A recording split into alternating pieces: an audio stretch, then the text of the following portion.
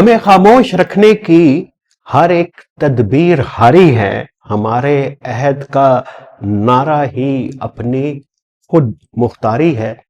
दोस्तों, narratives with आमिराना में खुशामदीद। हमारी बातचीत जारी है, नौजवान जिंदगी और सियासत। और आज बात पहुंची है नौजवानों के तहरीकों के ट्रिगर और मीडिया के इस्तेमाल के ऊपर। तो आज हम बात करेंगे, बहुत ही दिलचस्प फाइंडिंग्स आपके सामने लाएंगे, क्योंकि हम दुनिया की 6 मुख्तलिफ जो जेंजिस की प्रोटेस्ट मूवमेंट है जिन्होंने कामयाबी हासिल की, America, Kenya, Indonesia, Bangladesh, Nepal और इंडिया की केस स्टडी को देख रहे हैं और उसमें से कुछ नतीजे निकालने की कोशिश कर रहे हैं और उनका तज्जिया कर रहे हैं कि हुआ क्या, चीज़ें निकली कैसे।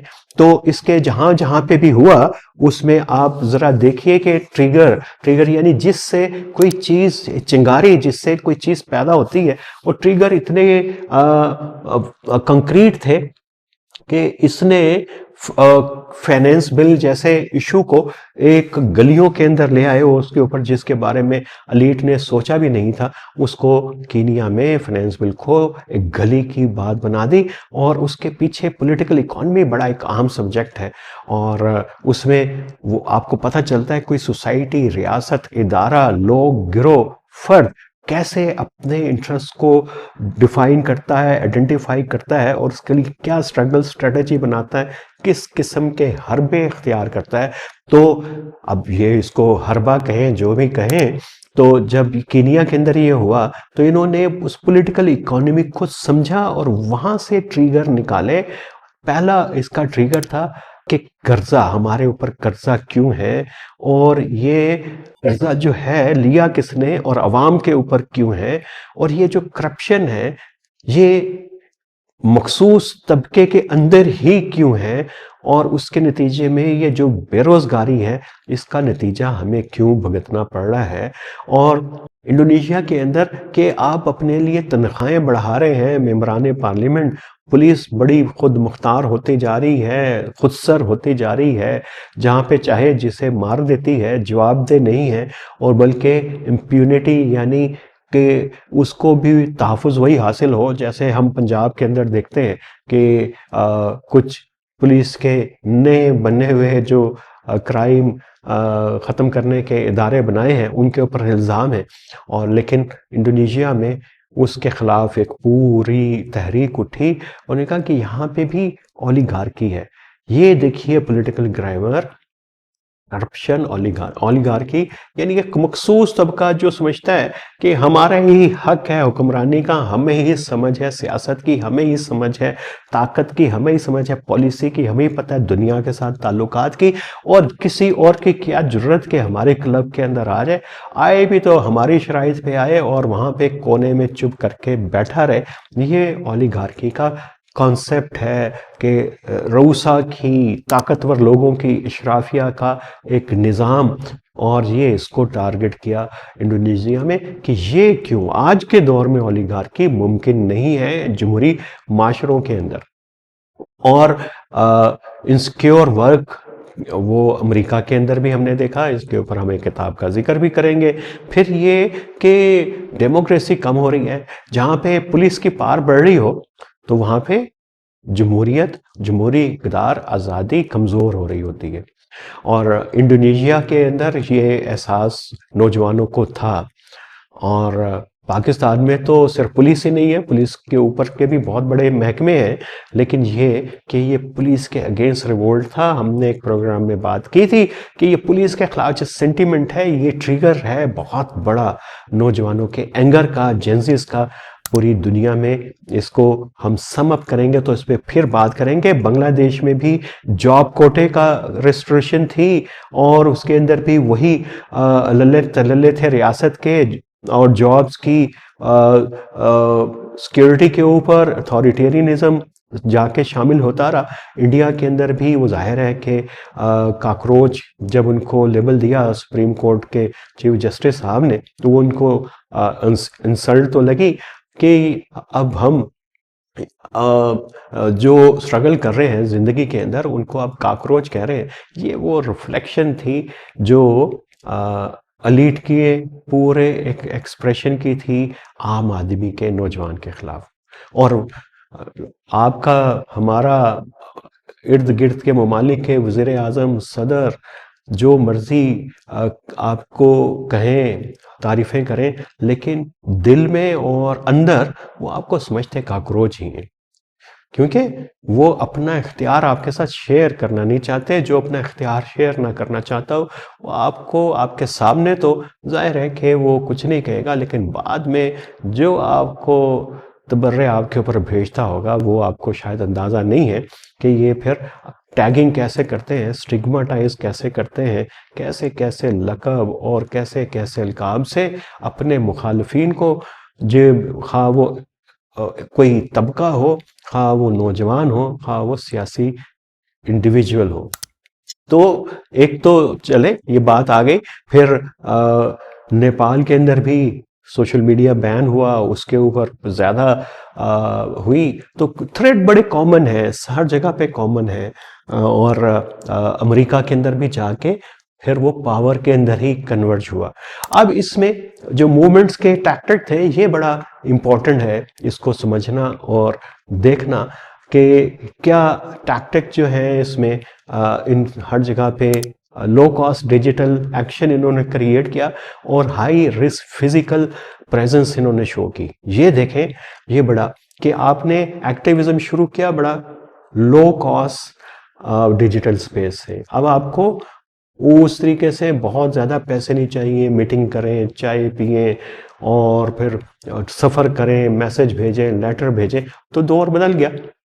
तो लेकिन उसका जो अगला मरहला है वो है फिर आप एक ऐसे लेवल के ऊपर जाके रेजिस्टेंस शो करते हैं कि आपको फिजिकल, आपके जिस्म, आपकी ज़िंदगी वो भी स्टेप के ऊपर लग सकती है। और कैजुअलिटीज़ की बात तो करेंगे कि ये तहरीकें बहुत सारी नॉन वायलेंट नहीं रही, और बांग्लादेश में तो बहुत ज़्यादा वायलेंट हो गई थी। तो चले इसके अंदर एक्सप्लेन करते हैं। ये शॉर्ट वीडियोस के ज़रिए इन्होंने ये तहरीकें अपने आप को एक्सप्लेन करती हैं, इन्फोग्राफिक्स का यूज़ करती हैं, मीम्स बनाती हैं, पर्सनल टेस्टिमनीज, छोटे छोटे वीडियोस हैं, कोऑर्डिनेट करते हैं, इनक्रिप्टेड ग्रुप्स बनाते हैं, एक्सपेसेस करते हैं, डिस्कॉर्ड रूम्स हैं, फिर ये है कि क्राउड्स को डॉक्यूमेंटेशन है, फिर इनके डिमॉन्स्ट्रेट कैसे करते हैं, मार्चेस करते हैं, सिटिंग्स करते हैं, वॉकआउट्स करते हैं और ब्लॉकेट्स करते हैं, फिर सस्टेन करते हैं फंड रेजिंग को, मेडिकल एड को, लीगल डिफेंस को, इलेक्टोरल और एनजीओ के जरिए वो अपने आप को ज़्यादा मजबूत बनाने की कोशिश करते हैं। ये सबका एक कॉमन थ्रेड है इन सारी मूवमेंट्स का।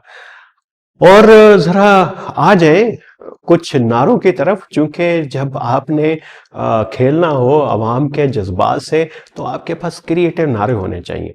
ये जो अशराफिया है, ये जो पॉलिटिकल पार्टीज़ हैं दुनिया में, जो कई कई दहाइयों तक इक़्तिदार में थीं, जिनको अभी अपने इक़्तिदार का ख़तरा है, उनके नारों में वो तवानाई, वो चमक, वो कशिश नहीं रही जो जेंजिस के नारों के अंदर है।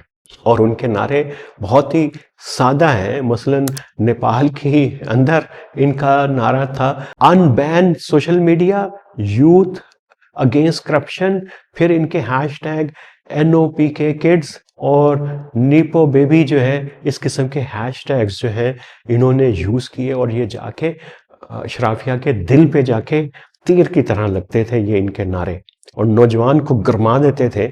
और बांग्लादेश के अंदर तुम्ही के अमी के रजाकार रजाकार, तुम कौन हो, तुम कौन हो, रजाकार रजाकार। रजाकार का एक बैकग्राउंड है, क्योंकि हसीना वाजिद ने रजाकारों को बहुत सारे कोटे का मसला वहीं से बना, और बहुत सारी प्रिविलेजेस और उनका पॉलिटिकल शेयर जो है वो बढ़ गया। उनको लगता था कि एक वो लोगों को एक ऐसा क्लब बना के, एक्सक्लूसिव और बड़ा क्लब बना के, कि जिन लोगों ने अवामी लीग के साथ 70s के अंदर हिस्सा लिया था, जो मुक्ति बानी में थे, जो रियासत के इनके उस वक्त साथ थे अवामी लीग के, उनका एक एक्सक्लूसिव क्लब बनाया जाए और उसमें विक्टिमहुड को भी शामिल किया जाए और उसके ज़रिए अपने मफादात की सियासी, माशी मफादात की, पॉलिटिकल इकोनॉमी की, अपनी पार्टी की, उसको महफूज किया जाए। तो ये कहा कि हम तुम्ही के, अम्मी के रजाकार रजाकार, ये तुम भी हो हम भी हैं, सिर्फ वो नहीं है जो हसीना वाजिद ने कहा। तो ये इस तरह के और बहुत सारे कोटे के ऊपर इन्होंने कहा कि कोटा और मेरिट मेरिट मेरिट, सादे सादे से नारे हैं। 1.1 डिमांड, शेख हसीना रिजाइन। तो इस किस्म के इतने सादा नारे हैं, और लेकिन इसमें कोई ऐसा नहीं है कि जिससे कोई बहुत ही जोर लगाना पड़े, सोचना पड़े, और पूरी हिस्ट्री इसके अंदर नजर भी आ जाती है, रिफ्लेक्शन भी उसकी आ जाती है। और जो इंडिया में नारा लगा भाग नरेंद्रा, उसकी तो आपको समझ आई गई होगी। कल हमने बात की थी एक किताब के हवाले से, बॉडी ऑन द बैरिकेड्स। उसके अंदर कहा था कि हर जिंदगी मुकम्मल की मुकम्मल हमारा हर एक्सप्रेशन सियासी है। हम जामा सियासत हैं। जब मैं बात कर रहा हूँ, क्यों कर रहा हूँ, कि पीछे वजह क्या है, मकसद क्या है, ऑब्जेक्टिव क्या है, ये सारा पॉलिटिक्स है। हमारा कल्चरल एक्सप्रेशन भी है। और इसी तरीके से इन्होंने, कॉकरोच पार्टी ने भी कहा कि हर जो मजाक है, जोक है, वो एक छोटा रेवोल्यूशन है। उन्होंने चोट की थी चीफ जस्टिस के ऊपर, जिन्होंने इनको कॉकरोच कहा था। तो ये इंडिया के अंदर हुआ, और कीनिया के अंदर जो हुआ वही, जैसे भाग नरेंद्रा भाग, वहां पे इसी तरह का नारा लगा, रोतो मस्ट गो, और we are leaderless, triballess and fearless. और ये उनकी पॉलिटिकल फिलोसफी नहीं, ग्रामर बता रहा है कि हमारा कोई कबीला नहीं है, हमारा कोई रंग नहीं है, हमारा कोई लीडर नहीं है। फिर वही पॉलिटिकल ग्रामर में कितनी सिमिलैरिटी है। और फिर जब इंडोनेशिया में 17+8 जो मूवमेंट थी, उसके स्लोगन जरा देखिए, इसमें ट्रांसपेरेंसी, रिफॉर्म्स, एम्पैथी, तो ये एक पूरा उसके अंदर स्लोगन रहा। फिर अमेरिका में तो बड़ा मशहूर है अपने प्रोडक्ट को बेचने के लिए, मल्टी नेशनल बाकायदा तो डिपार्टमेंट्स हैं जो नारे बनाते हैं, स्लोगन्स बनाते हैं।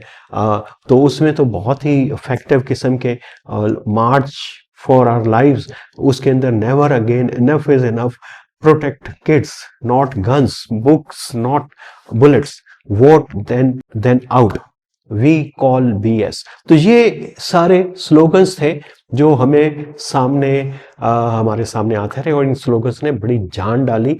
और इन स्लोगन्स का जवाब नहीं है, यानी काउंटर नैरेटिव इनका नहीं है काउंटर करने वालों के पास। और फिर ये कि हर जगह पे कोई एक सिंगल प्लेटफॉर्म नहीं था, ये थोड़ा सा डाइवर्सिटी है। कीनिया के अंदर जो है ट्विटर या एक्स, उसने बड़ा ज्यादा रोल प्ले किया, इंडोनेशिया में भी उसने किया। बांग्लादेश में इतना इफेक्टिव नहीं था ये, ना इंडिया में और ना नेपाल में।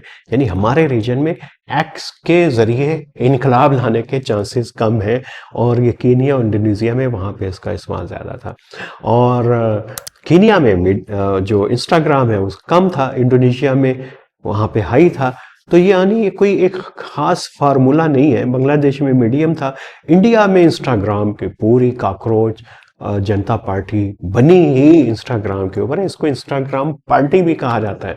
तो इंडिया में बड़ा ज़्यादा रहा, नेपाल में भी बहुत ज़्यादा रहा, और यूनाइटेड स्टेट में भी इंस्टाग्राम, टिकटॉक जो है वो हर जगह पे हाई है बांग्लादेश के अलावा।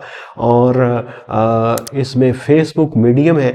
इसका मतलब है कि ये कोई प्रायोरिटी कोई प्लेटफॉर्म नहीं है, ये बांग्लादेश के अंदर रहा है और यूनाइटेड स्टेट के अंदर रहा।